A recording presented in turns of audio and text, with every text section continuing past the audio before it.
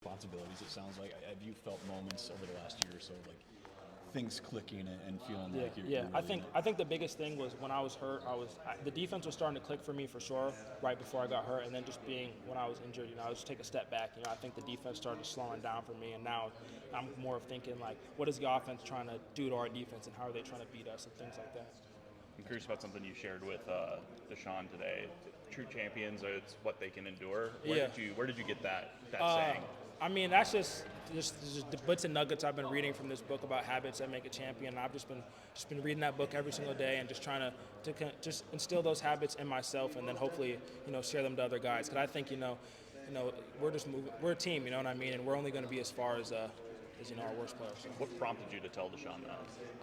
I mean, I guess it was just some motivation. You just got to motivate your brothers all the time, and just I think I just told him that because I just want him to keep his head up no matter what, and just know that we got a long spring ahead, and no matter what happens, the past is the past. But being a champion is about what you can endure, and sometimes you're going to get knocked down, and sometimes they're going to catch some balls on us, and sometimes we may even give up a play. But it's about football, and it's about the next plan, and what can you do, and things like that. What was the name of that book?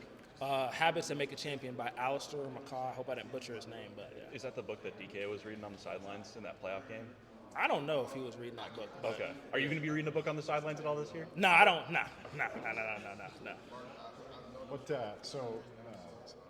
You seem to know all three positions, right? Free, strong, and cash. Like, could you have done that last year? I think I could have done it last year, but I think, and it's one thing to do something, and I think a lot of people could do it, but I think the challenge for me is how can I do it and operate at a high level? Yeah. How can I do it and play fast? How can I do it whether I'm at strong, free, or cash, and be able to recognize the formation, know what defense I'm in, and almost anticipate what the offense is going to run and things like that. So that's just the strides I'm trying to make this offseason. Yeah, I guess you probably played more strong in games last year. Yeah. Right? Is that like what you're most comfortable with, or I think have one favorite? Yeah. Or?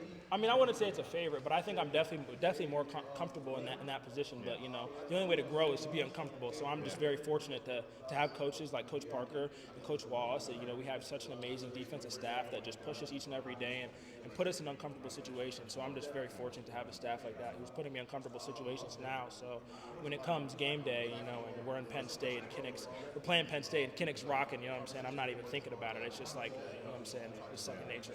Is it so you lose a lot of sixth-year seniors out of your defensive backfield? So what's the vibe like now? That it's like younger guys are sort of Yeah.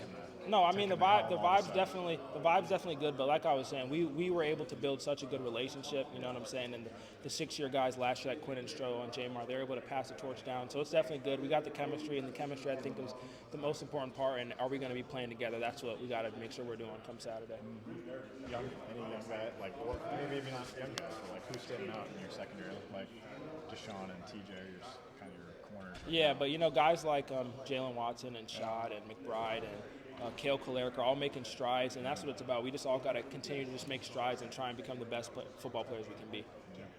Scott asked Deshaun about his play against Jeremiah Smith last year and how that keeps coming up. I'm curious, as somebody who was on the positive end of a viral play 2 years ago when you had the chase down tackle,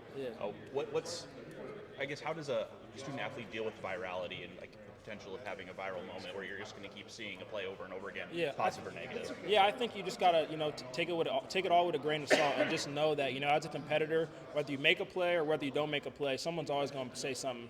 And the biggest thing you got to know is what did you do and how can you make it better? And like I told Beat, I'm saying, a champion's what he can endure. I'm saying, you're going to get knocked down, you're not going to win them all. And shit, Tom Brady was down at halftime versus the Falcons, and he found a way to endure.